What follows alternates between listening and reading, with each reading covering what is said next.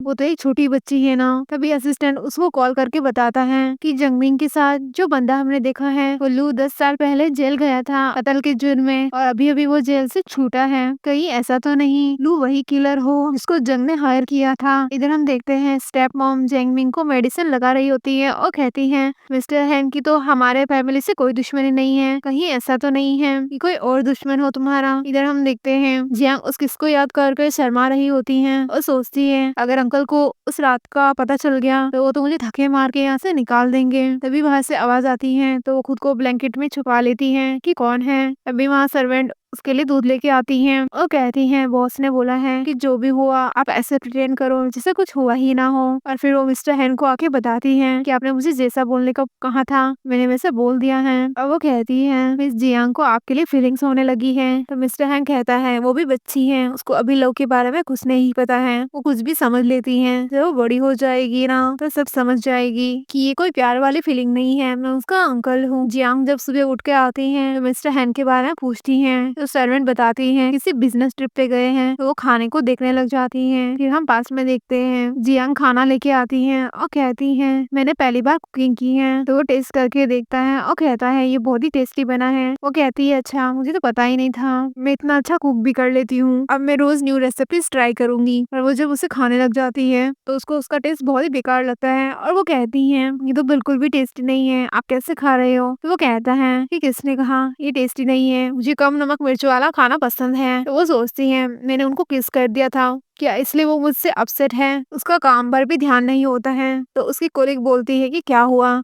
कुछ हुआ है क्या। तो वो कहती है नहीं कि मैं कुछ दिनों से रात में सो नहीं पा रही। तो उसकी कोलिग कहती हैं तुम्हारे अंकल तो बहुत ज्यादा पावरफुल हैं, जिमिंग फैमिली वाले भी उनसे टक्कर नहीं ले सकते। जब मैंने तुम्हें उनके साथ पहली बार देखा तो मुझे लगा वो तुम्हारे बॉयफ्रेंड हैं। तो वो सोचती हैं कि मैं भी चाहती हूँ कि वो मेरे बॉयफ्रेंड बन जाए, पर लगता है अंकल ये नहीं चाहते हैं और वो मुझसे दूर दूर भाग रहे हैं। इधर हम देखते हैं मिस्टर हैन जियांग की मॉम के ग्रेव पे फ्लावर रखने के लिए आते हैं और कहते हैं मुझे आपकी बेटी के लिए फीलिंग्स आ रही है, टीचर मुझे माफ कर देना। इधर जियांग सोचती है पूरे 1 सप्ताह हो गया है मैंने अंकल को देखा तक नहीं है, मुझे उनकी याद आ रही है। तभी सर्वेंट एक डॉक्टर को लेके आती है, और कहती है बॉस ने कहा है आप काफी दिनों से खाना अच्छे से नहीं खा रही हैं, तो उन्होंने आपके लिए डॉक्टर भिजवाया है। तो वो कहती है मैं अब बड़ी हो चुकी हूँ, अंकल को मेरा ध्यान रखने की कोई जरूरत नहीं है, मैं खुद अपना केयर कर सकती हूँ। तभी वहाँ मिस्टर हैन आता है और बोलता है क्यों क्या हुआ है, तुम्हें क्या अपने अंकल से दूर जाना है। तो वो कहती है मैंने ऐसा तो नहीं कहा, पर अब मैं बड़ी हो चुकी हूँ, मेरा आपके साथ रहने की कोई वजह ही नहीं बची। तो वो कहता है अगर तुम चाहो तो तुम पूरी लाइफ मेरे साथ रह सकती हो। तो वो कहती है मुझे डर है कि फ्यूचर आंटी को मुझसे प्रॉब्लम होगी। वो सोचती है मैं कितनी ज्यादा सेल्फिश हो चुकी हूँ, मेरी वजह से अंकल अपनी लवर को भी नहीं ढूंढ पा रहे हैं। और वो वहाँ से उठ के चली जाती है। मिस्टर हैन सोचता है आगे जाके जब इसकी शादी होगी तो क्या मुझे इसे छोड़ देना चाहिए। अगले सीन में जब वो हॉस्पिटल जाती है तो यांग आ जाती है और कहती है तुम्हारा मिस्टर हैन के साथ क्या रिश्ता है, उन्होंने मुझे कॉलेज से भी निकलवा दिया। लेकिन वो उसे थप्पड़ जड़ देती है और वो उसे बोलती है भूतनी के निकल यहाँ से, और वो डर के मारे भाग जाती है। उसकी फैमिली को शक हो रहा था कि आखिर जियांग है कौन, उसका सरनेम भी सेम है। तभी वो स्टेप मॉम आती है और कहती है मैंने उसके बारे में इन्वेस्टिगेट करवाया है, वो एक अनाथ लड़की है, मिस्टर हैन बस उसके साथ टाइम पास कर रहा है। स्टेप मॉम कहती है मिस्टर हैन की वाइफ तो मेरी बेटी ही बनेगी। पर यांग कहती है हमारा और मिस्टर हैन की फैमिली में बहुत ज्यादा फर्क है, हम उनसे कैसे बात करेंगे। तो डैड कहते हैं यांग की मॉम के बहुत सारे एंटिक्स है ना, हम उनका ऑक्शन करवाएंगे, क्या पता इसी वजह से हम उनकी नजरों में आ जाए। इधर जियांग को उनके एंटिक्स का पता चल जाता है,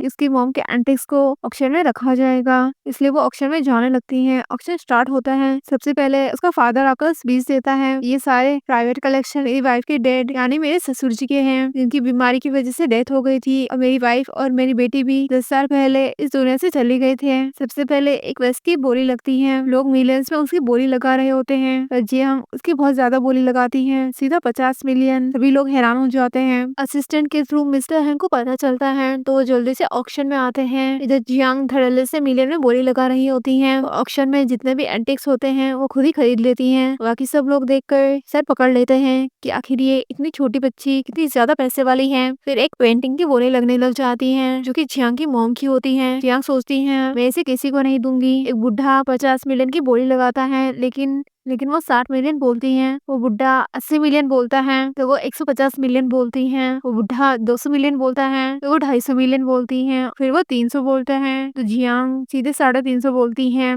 मतलब वो बार बार बढ़ाते जा रहे होते हैं और वो 550 मिलियन पहुंचती हैं तो वो बुड्ढा गुस्से में 900 मिलियन बोल देता है। तो जिया सोचती है अब मैं क्या करूं, मेरे पास तो इतने पैसे बचे ही नहीं। उससे काफी बुरा लगता है कि उसकी मॉम की पेंटिंग उसके हाथ से चली गई। फिर तभी वहाँ पर मिस्टर हैन आ जाता है जो कि 1 बिलियन बोलता है। मिस्टर हैन सिटी का बहुत पावरफुल पर्सन होता है, इसे सब उससे डरते हैं तो कोई भी बंदा प्राइस बढ़ाने की हिम्मत नहीं करता है। इस वजह से वो पेंटिंग मिस्टर हैन की हो जाती है। सभी लोग क्लैपिंग करने लग जाते हैं लेकिन मिस्टर हैन वो पेंटिंग लेकर सीधा जियांग को दे देता है। वो रो रही थी, वो उसके आंसू साफ कर देता है और कहता है चलो हम घर चलते हैं। जैसे ही वो उसका हाथ पकड़ के ले जाने लगता है तो जंगमी उसे पीछे जाने लग जाता है लेकिन असिस्टेंट बीच में आ जाता है। वो उनको जाने नहीं देना चाहता है और पीछे से कहता है मैं खुद ही मिस्टर हैन को ये सब कुछ देना चाहता हूँ। तो असिस्टेंट कहता है तुम्हें हम क्या बेवकूफ लगते हैं, हमें पता है तुम्हारे फादर इन लॉ ने ये सारे एंटिक्स डोनेट किए थे और तुम यहाँ पर इसके ऑक्शंस करवा रहे हो। मैं अभी पुलिस को बुलाता हूँ। ये सुनते ही वो बेहोश होकर गिर जाता है क्योंकि लोगों के सामने उसका ट्रू फेस रिवील हो गया था। और चलते चलते शाम की हील लुट जाती है तो मिस्टर हैन उसे गोद में उठा लेते हैं। वो कहती है अंकल मैं खुद चल सकती हूँ। वो कहता है कि आगे से तुम्हें ये हील नहीं पहननी है जिससे तुम्हें चोट लग जाए, और उसे कैरी करके ले जाता है। वो उसे अच्छे से हग कर लेती है और मन में सोचती है काश मैं इसी तरह पूरी लाइफ आपके साथ रह पाऊँ, ज्यादा नहीं लेकिन कुछ ही वक्त तुम्हारे साथ रहना चाहती हूँ। अगले सीन में हम देखते हैं वो अपनी मॉम की पेंटिंग को देख रही होती है और कहती है मॉम मैं अंकल का थैंक यू करती हूँ, आज उन्हीं की वजह से मुझे आपकी ये तस्वीर मिली है।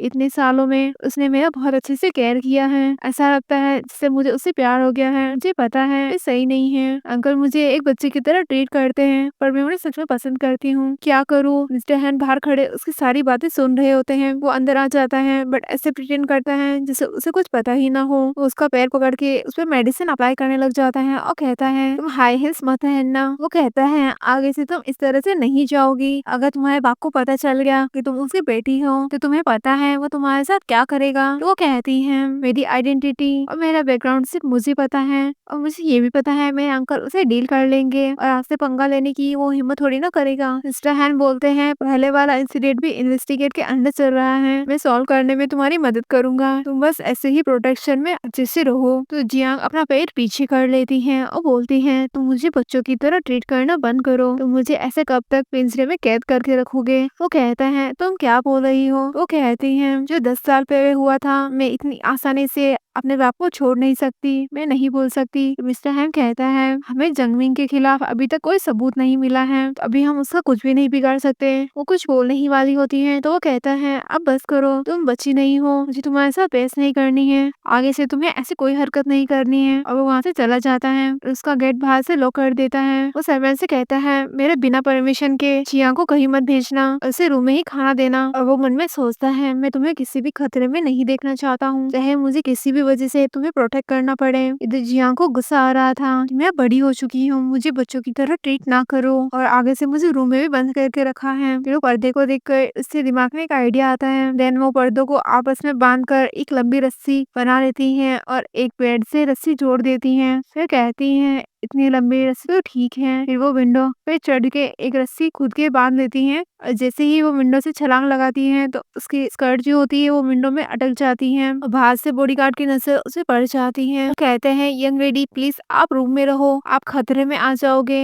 अगर बॉस ने देख लिया तो वो हमें नहीं छोड़ने वाले। सर्वेंट भी आ जाती है, कहती है ऐसा ना करे, वो बॉडीगार्ड्स को भेजती है जाकर उसको बचाओ। वो कहती है तुम लोग मुझे कैद करना चाहते हो तो मुझे यही करना पड़ेगा। बॉडीगार्ड उसे बचाने के लिए वही नीचे लेट जाते हैं ताकि अगर वो नीचे गिरे तो सीधा उन पे गिरे तो उसे ज्यादा चोट नहीं आएगी। सर्वेंट कहती है प्लीज आप ऊपर से मत कूदना। जियांग सोचती है मेरा भागने का प्लान भी फेल हो गया है, अब तो कितना एम्बेरसिंग फील हो रहा है। रेलिंग में फंसी उसकी स्कर्ट भी निकल जाती है, जैसे ही वो खींचती है वो रेलिंग से नीचे घुड़क जाती है। सर्वेंट चिल्ला देती है बहुत जोर से, जियांग नीचे गिर जाती है और वो आंखें बंद कर लेती है डर के मारे, पर वो वही बीच में लटक जाती है और जैसे आंखें खोलती है मिस्टर हैन सामने टपक जाता है। वो कहती है अंकल आप यहाँ पे कैसे। वो कहता है तुम्हें पता भी है तुम क्या कर रही हो। वो झूल रही थी उस रस्सी से और कहती है अंकल मैं तो मैं तो खेल खेल रही थी। वो इन लोगों के साथ वो बॉडीगार्ड से पूछता है, "ये तुम इन लोगों के साथ गेम खेल रहे हो इसकी सेफ्टी की परवाह किए बिना?" तो बॉडीगार्ड उसे सॉरी कहते हैं। तो कहती है, "अंकल इन पे गुस्सा मत करो।" वो मन में सोचती है, गुस्से में अंकल कितने ज्यादा डेंजरस लगते हैं, इससे अच्छा है मैं पहले खुद को प्रोटेक्ट कर लूं। मिस्टर हैन उसके पास आ जाते हैं, उसको पकड़ के उसकी रस्सी खोलने लग जाता है और वो उसे गोद में उठाकर ले जाता है और सीधे उसके बेड में बिठा देता है। वो कहती है, "अंकल मैं मानती हूँ मुझसे गलती हुई है, अब मैं नहीं भागने वाली।" वो कहता है, "इतने ऊपर से विंडो से कूद के भाग रही थी, मैं कैसे यकीन कर लूं?" और उसके पैर देखने लग जाता है। वो कहती है, "बस थोड़ी सी चोट है, मैं ठीक हूँ।" पर वो उसके पैर की केयर करने लग जाता है और वो उसे देखने लग जाती है। मिस्टर हैंक कहता है, "कल वाली चोट ठीक नहीं हुई है, तुमने दोबारा से चोट लगा ली, पता नहीं तुम कब बड़ी होगी।" वो कहती है, "शायद आपको अच्छे से नहीं दिख रहा, मैं बड़ी हो चुकी हूँ, मुझे बच्चों की तरह ट्रीट ना करो।" वो कहता है, "क्या तुम मुझे ब्लेम करोगी?" तो वो कहती है, "मेरा वो मतलब नहीं है, मुझे पता है मैंने गलती की है।" वो कहता है, "कुछ भी हो लेकिन तुम्हें ऐसा नहीं करना चाहिए, तुम खुद को हर्ट नहीं कर सकती।"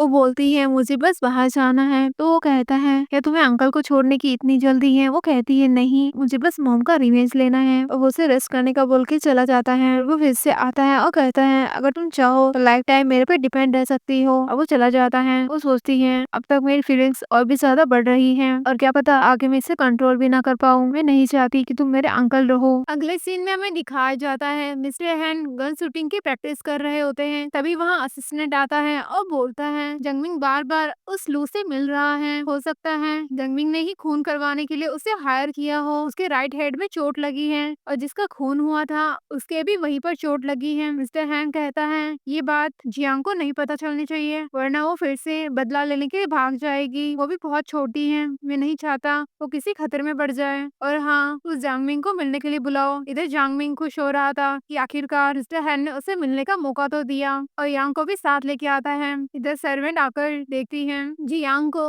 और बोलती हैं कि, "यंग लेडी आपने ये मेड वाले कपड़े क्यों पहने हैं?" वो बोलती हैं, "आपको मेरी वजह से सजा मिली है ना, कल मैं विंडो से कूदी थी इसलिए ना, और मेरी वजह से आपको प्रॉब्लम हुई इसलिए मैं आपकी मदद करना चाहती हूँ, वरना मुझे बहुत ही गिल्ट होगा।" सर्वेंट उसको मना कर रही थी।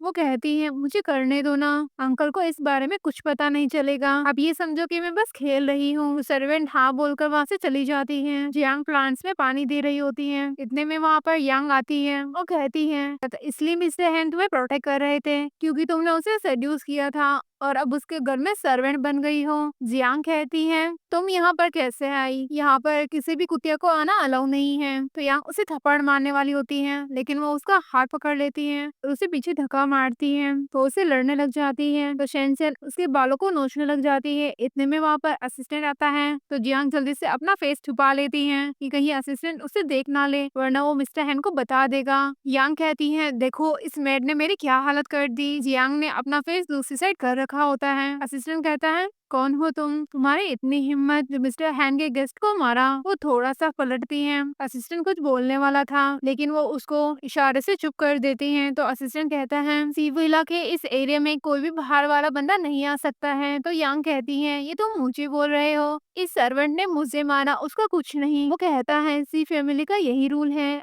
अगर तुम पीटे हो तो तुम्हें ही पनिशमेंट मिलेगी। अब तुम्हें सी फैमिली में कोई एंट्री नहीं मिलने वाली।" तो यांग को गुस्सा आता है। वो कहती है, "अच्छा अब मैं समझी तुम इसका फेवर क्यों ले रहे हो। आई नो तुम दोनों के बीच में अफेयर चल रहा है, क्या ये बात मिस्टर हैन को पता है?" तो असिस्टेंट उसे एक रैप्टा धर देता है और बोलता है, "अपनी गंदी जुबान बंद करो।" तो वो कहती है, "मैं जंग फैमिली की इकलौती बेटी हूँ, तुम्हारी हिम्मत कैसे हुई मेरे साथ इस तरह से बिहेव करने की। मिस्टर हैन को मैं तुम दोनों की कंप्लेंट करूंगी।" तभी इतने में वहाँ पर मिस्टर हैन आ जाता है। जियांग घबराने लग जाती है कि कहीं वो उसे देख ना ले। यांग जानबूझ के अपनी ड्रेस नीचे कर लेती है और उसके पास आकर बोलती है, "तुम्हारी मेड और असिस्टेंट मुझे मार रहे थे।" लेकिन मिस्टर हैन उससे हाथ छुड़वा लेते हैं और असिस्टेंट से कपड़ा लेकर जल्दी से खुद को क्लीन करते हैं जहाँ जांग ने टच किया था। फिर वो जियांग से पूछते हैं, "तुमने ये कपड़े क्यों पहने हैं?" वो कहती है, "ये कस्टम मेड यूनिफॉर्म है ना, आपने जो दी थी वो डर्टी हो गई थी तो मुझे वॉश करने का टाइम ही नहीं मिला, इसलिए मैंने ये ड्रेस पहन ली।" मिस्टर हैन मन में सोचता है, जियांग कितने झूठ मन से बना रही है और बोलता है, "अगली बार मैं तुम्हें अच्छी वाली ड्रेस दूंगा।"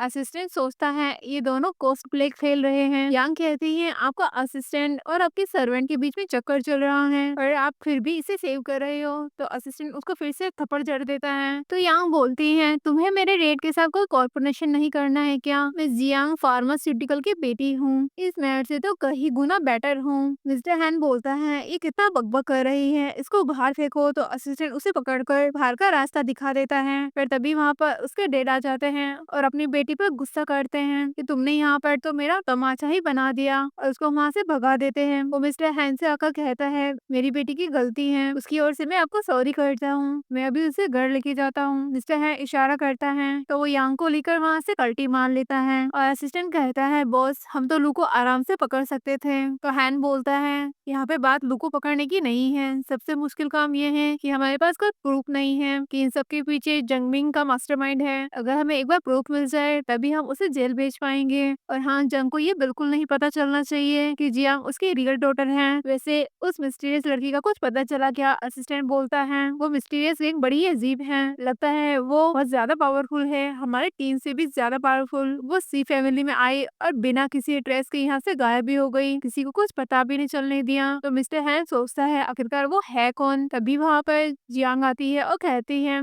जरा देखिए बताओ मेरी ड्रेस दिखने में कैसी लग रही है। और वो घूम घूम कर उससे अपनी ड्रेस बता रही होती है बट उसका एंगल ट्विस्ट हो जाता है जिसकी वजह से वो उसके ऊपर गिर जाती है और दोनों के बीच में एक्सीडेंटली किस हो जाता है। दोनों एकदम हैरान हो जाते हैं और वो जल्दी से खड़ी हो जाती है और कहती है ये मुझसे गलती से हो गया, आप एम्बेरेस फील मत करना। वो ओके कहता है तो वो कहती है भले ही ये एक्सीडेंटली है मुझे कोई प्रॉब्लम नहीं है, मुझे किस करने में कोई प्रॉब्लम नहीं है। मिस्टर हैन कहता है क्या इतने सालों में मैंने तुम्हें ये सिखाया है? वो कहती है अगर आपको मेरा किस करना पसंद नहीं है तो ठीक है, मैं आगे से किस नहीं करूंगी। मिस्टर हैन कहता है मैं तुम्हारा अंकल हूँ। वो कहती है कोई खून का रिश्ता तो नहीं है, आप मुझसे सिर्फ 10 ईयर्स ही तो बड़े हैं, क्या मैं आपकी वाइफ नहीं बन सकती? मिस्टर हैन सरप्राइजली उसे देख रहे होते हैं तो वो वहाँ से भाग जाती हैं। इधर जियांग हॉस्पिटल में होती हैं और वो किस के बारे में सोच रही होती हैं कि अंकल ने मुझे किस करने से नहीं रोका, इसका मतलब ये तो नहीं कि वो मुझे लाइक करते हैं। मैं ये सब क्या सोच रही हूँ, मुझे काम पर फोकस करना होगा। तभी उसके पास कॉल आती है, उसकी कॉलर कहती है प्लीज मुझे बचा लो।